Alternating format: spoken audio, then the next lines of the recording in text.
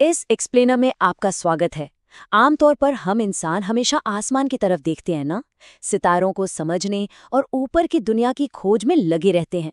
लेकिन क्या हो अगर इंसानी इतिहास के सबसे गहरे और हैरत अंगेज राज हमारे पैरों के ठीक नीचे जमीन की गहराई में दफन हो। चलिए आज इन भूमिगत राजों की गहराई में उतरते हैं। आधुनिक दुनिया भले ही आसमान और सितारों को छूने की कोशिश कर रही हो, लेकिन पुराने जमाने के लोगों की सोच थोड़ी अलग थी। दुनिया भर के प्राचीन इंसानों में एक बड़ी ही अजीब सी चाहत थी। उन्हें अपने सबसे बड़े मार्वल्स, अपने रस्मों रिवाज और यहाँ तक कि अपने डर को भी जमीन के अंदर छुपाने का एक यूनिवर्सल जुनून था। आखिर इन गहराइयों में ऐसा क्या था? हमारा पहला पड़ाव है डेरिनकुयू, एक विशाल अंडरग्राउंड महानगर। टर्की के कैपाडोरिया में हुई इस खोज की कहानी सच में किसी फिल्म जैसी है। बात 1960 के दशक की है, जब एक शख्स बस अपने बेसमेंट की एक दीवार तोड़ रहा था। दीवार गिरते ही एक रास्ता खुल गया, एक ऐसा टनल जिसे सदियों पहले जानबूझकर हमेशा के लिए सील कर दिया गया था। ये रास्ता एक पूरे के पूरे अंडरग्राउंड शहर तक जाता था, जिसे अंदाजन 100 BC यानी आज से लगभग 2100 साल पहले बनाया गया था। ऊपर की दुनिया को इसकी भनक तक नहीं थी। और सबसे चौंकाने वाली बात है इसका विशाल आकार। ये कॉम्प्लेक्स जमीन के नीचे एक दो नहीं बल्कि पूरे 280 फीट की गहराई तक जाता है। ये सिर्फ कोई छोटा मोटा ठिकाना नहीं है, बल्कि जमीन के नीचे 18 अलग अलग लेवल्स में फैला हुआ एक पूरा शहर है। सिर्फ हाथ के औजारों से ज्वालामुखी पत्थर को काट कर बनाया गया ये शहर इंजीनियरिंग का एक बेमिसाल नमूना है। यहाँ आधे आधे टन वजन के गोल पत्थर वाले दरवाजे थे। ऐसी वेंटिलेशन शाफ्ट्स थीं जो बिल्कुल किसी मॉडर्न हाई राइज बिल्डिंग को उल्टा करने जैसी लगती हैं। इसके अंदर 20,000 लोगों के रहने की जगह थी, साथ में घोड़ों के अस्तबल, बावर्ची खाने और तो और चैपल्स और शराब खाने यानी वाइनरीज भी मौजूद थे। तो यहाँ एक बहुत बड़ा सवाल बनता है, क्या ये सिर्फ खतरे के वक्त छुपने का ठिकाना था या लोग हमेशा यही रहना चाहते थे? एक्सपर्ट्स का मानना है कि इसे पर्शियंस और मंगोल्स के हमलों से बचने के लिए बनाया गया होगा। लेकिन थोड़ा सोचिए, अगर सिर्फ कुछ वक्त के लिए छुपना था तो इतने बड़े पैमाने पर रिलीजियस चैपल्स और वाइनरीज बनाने की क्या जरूरत पड़ गई? ऐसा लगता है जैसे ये लोग यहाँ एक लंबा अरसा बिताने और अपनी पूरी संस्कृति को इस अंधेरे में जिंदा रखने के इरादे से आए थे। हमारा दूसरा पड़ाव है टेओटिहुआकन, जहाँ हमें पानी की ब्रह्मांडीय नदियाँ मिली हैं। दुनिया के दूसरे कोने मेक्सिको के तेओटिहुआकन में चलते हैं। किसी जमाने में यहाँ 1 लाख से ज्यादा लोग रहते थे। करीब 2000 सालों से इनका सबसे बड़ा राज नजरों से ओझल था। फिर 2003 में भारी बारिश की वजह से temple of the feathered serpent के पास एक सिंक होल बन गया। जब एक आर्कियोलॉजिस्ट ने उस अंधेरे गड्ढे में उतरने का फैसला किया तो उसे एक 330 फुट लंबी सुरंग मिली, जिसे जानबूझकर बंद किया गया था।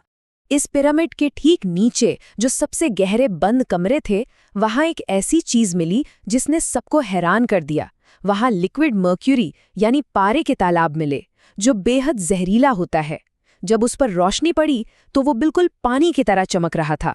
प्राचीन लोगों के लिए इतना सारा जहरीला पारा इकट्ठा करना कोई छोटा काम नहीं था। ऐसा माना जाता है कि ये मर्क्यूरी एक ब्रह्मांडीय नदी को दर्शाता था, जो जिंदा लोगों की दुनिया और पाताल लोक के बीच एक पुल बनाती थी। डेरिनकुयू के विपरीत ये कोई डिफेंस बंकर नहीं था। ये एक इंतहाई गुप्त और पवित्र जगह थी।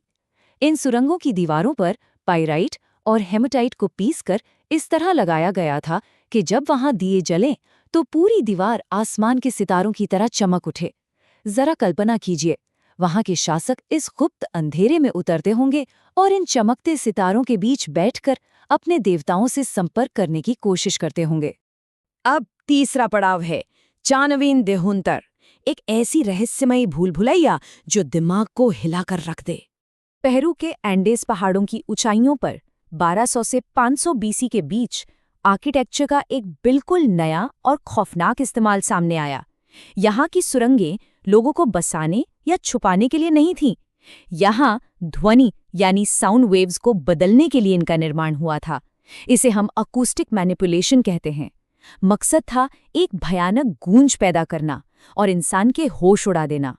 सोचिए, अगर कोई इंसान इन बेहद तंग और अंधेरी सुरंगों में फंस जाए और चलते चलते अचानक एक बड़े से कमरे में पहुंच जाए। वहां पहुंचते ही उसकी खुद की आवाज हर दिशा से टकराकर उसके पास वापस आती। ये इतना भयानक और डिसोरिएंटिंग अनुभव रहा होगा कि किसी का भी दिमाग सुन पड़ जाए। आवाज और इमारतों की मदद से साइकोलॉजी को कंट्रोल करने का ये प्राचीन तरीका वाकई में कमाल था। और आखिरी चौथा पड़ाव है लॉन्गयू की गुफाएं। चाइना का एक ऐसा अजूबा जिसे इतिहास के पन्नों से जैसे मिटा ही दिया गया। साल 1992 की बात है। जेजियांग प्रोविंस में किसानों ने एक तालाब का पानी निकालने का फैसला किया, जिसे वो सदियों से बस एक नेचुरल तालाब मानते थे। पर पानी हटने के बाद वहां 2 दर्जन से ज्यादा हाथ से तराशी गई बड़ी बड़ी गुफाएं सामने आईं। इन्हें बनाने के लिए जमीन से अंदाजन 10 लाख क्यूबिक मीटर पत्थर निकाला गया होगा। इन कमरों की छतें 100 फीट तक ऊंची हैं और आकार इतना बड़ा है कि आज के एयरक्राफ्ट्स इसमें आसानी से खड़े किए जा सकते हैं। अब लॉन्गयू केव्स की सबसे बड़ी उलझन सुनिए।